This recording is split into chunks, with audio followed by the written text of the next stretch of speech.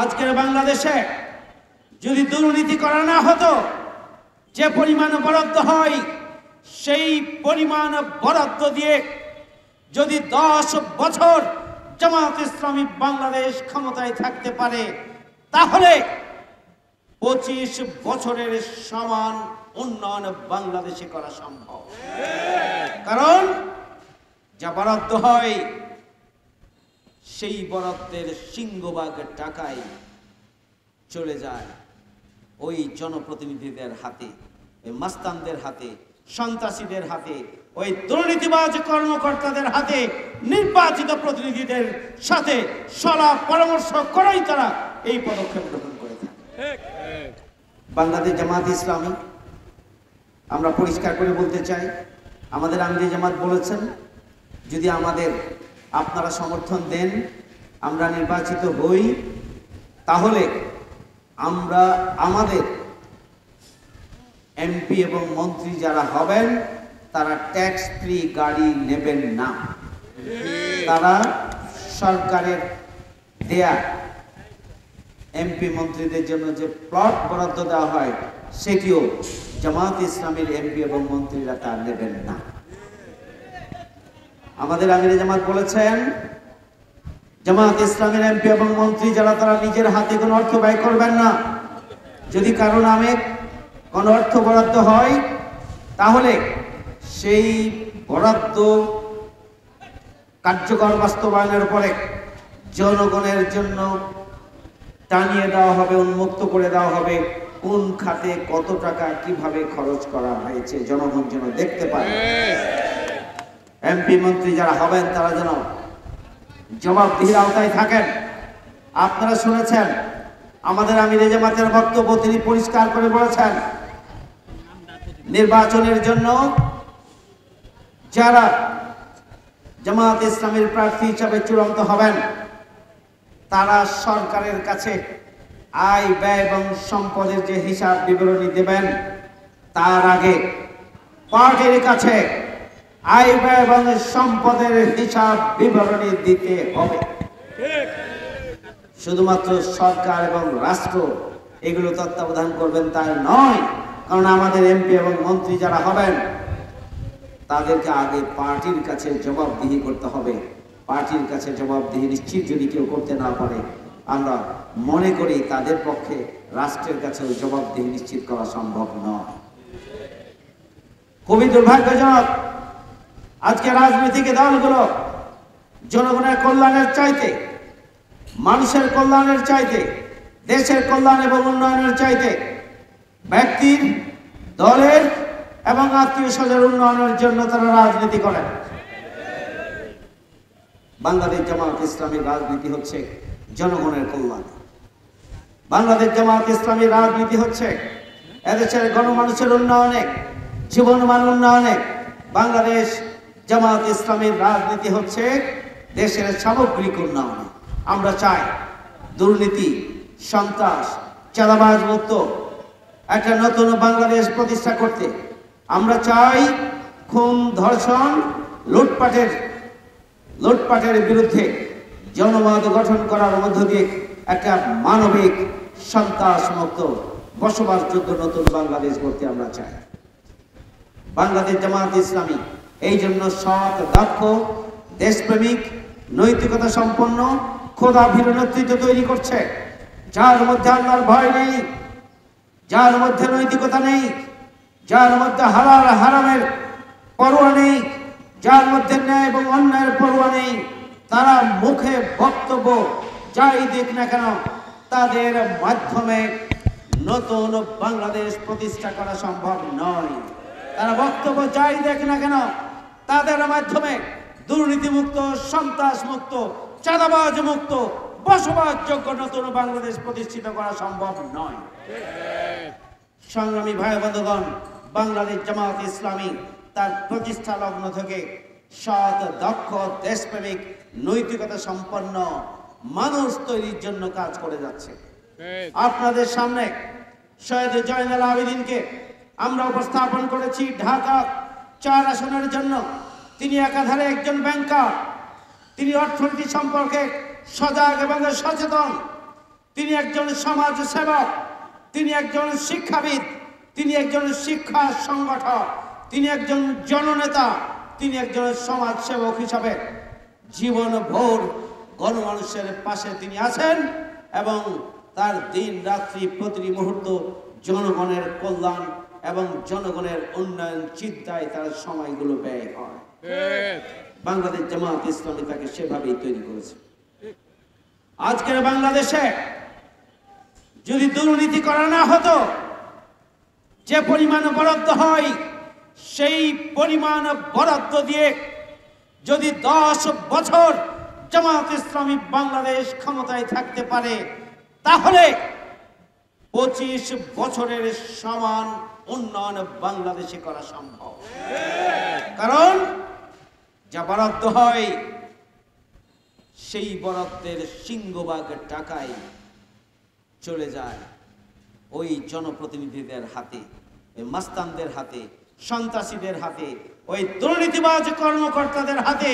নির্বাচিত প্রতিনিধিদের সাথে সলা পরামর্শ করেই তারা এই পদক্ষেপ গ্রহণ করে থাকে। দুর্ভাগ্যজনক, একটা মসজিদের বরাদ্দ মসজিদে পৌঁছা পর্যন্ত আস্তে আস্তে 40%, 50% পর্যন্ত চলে যায়। একটা মন্দিরের বরাদ্দ মন্দিরে পৌঁছার আগেই এই মন্দিরের বরাদ্দ 40%, 50% পর্যন্ত ওই জনপ্রতিনিধি আর দুর্নীতিবাজ কর্মকর্তাদের হাতে চলে যায়। সুতরাং এভাবেই প্রতিটি আজকে যে রাস্তা হয় সে রাস্তার মধ্যে দুর্নীতি।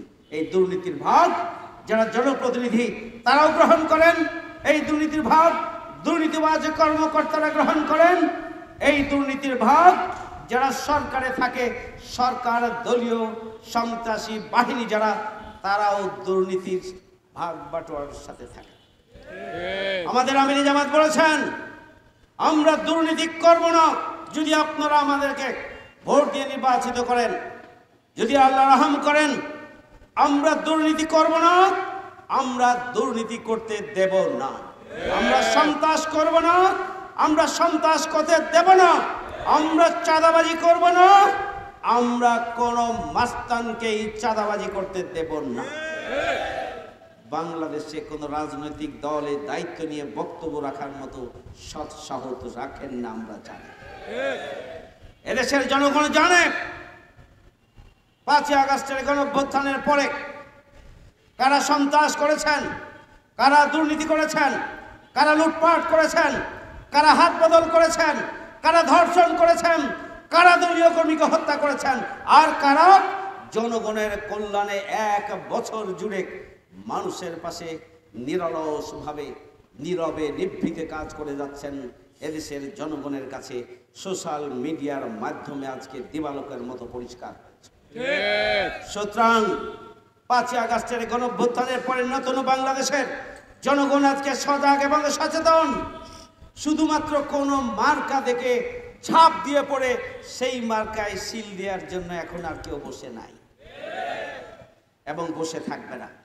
জনগণ বিবেক দিয়ে আগামী দিনে বাংলাদেশের উন্নয়নের জন্য, ঢাকা মহানগরীর উন্নয়নের জন্য, ঢাকা 4 আসনের উন্নয়নের জন্য কোন রাজনৈতিক নেতৃত্বকে বেছে নেওয়া প্রয়োজন, কাদের কথা এবং কাদের মিল রয়েছে, কারা দুর্নীতি মুক্ত, কারা সন্ত্রাস মুক্ত, কারা চাঁদাবাজ মুক্ত, কারা মানুষের কল্যাণে প্রতিটি মুহূর্তকে ব্যয় করেন, কারা মানুষের কল্যাণ এবং উন্নয়ন নিয়ে, দেশের উন্নয়ন নিয়ে কারা স্বপ্ন দেখেন, কারা দেশপ্রেমিক, কারা দেশের স্বাধীনতার সার্বভৌমত্বকে জীবন বাজি রেখে উচ্চকিত করার জন্য তারা নিজেদের কোরবানি করতে প্রস্তুত।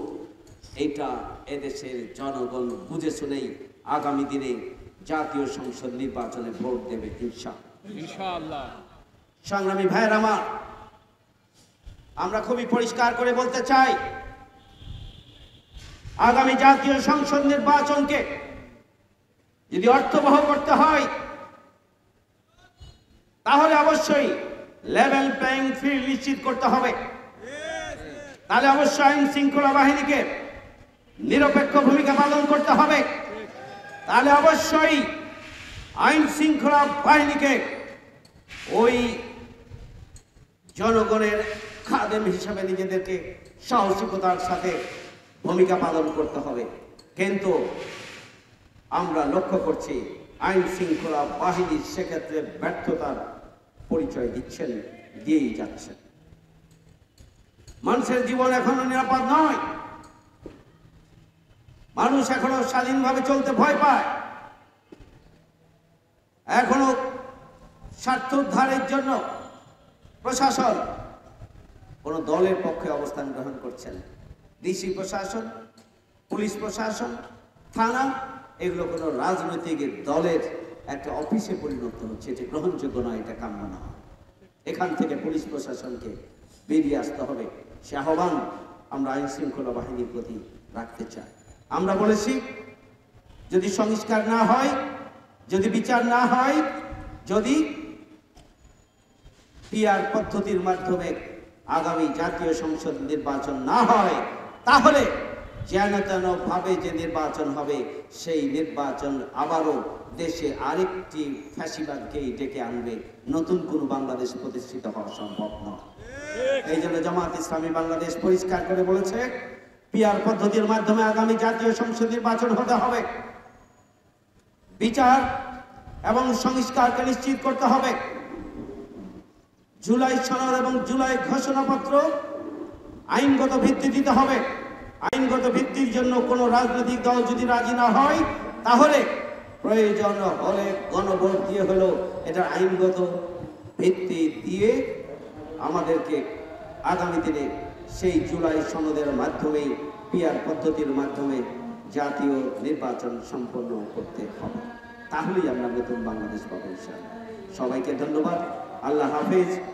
বাংলাদেশ জামাতে ইসলামী, বাংলাদেশ জামাতে ইসলামী, বাংলাদেশ জামাতে ইসলামী, বাংলাদেশ জামাতে ইসলামী গড়বে গড়বে আল্লাহর হুকুমত, গড়বে গড়বে খেলাফতে রাশেদার, জনগণ নন্দিত আগামী, কোরআনের কাঙ্ক্ষিত আগামী, জনগণ নন্দিত আগামী, কোরআনের কাঙ্ক্ষিত আগামী। বাংলাদেশ জামাতে ইসলামী, বাংলাদেশ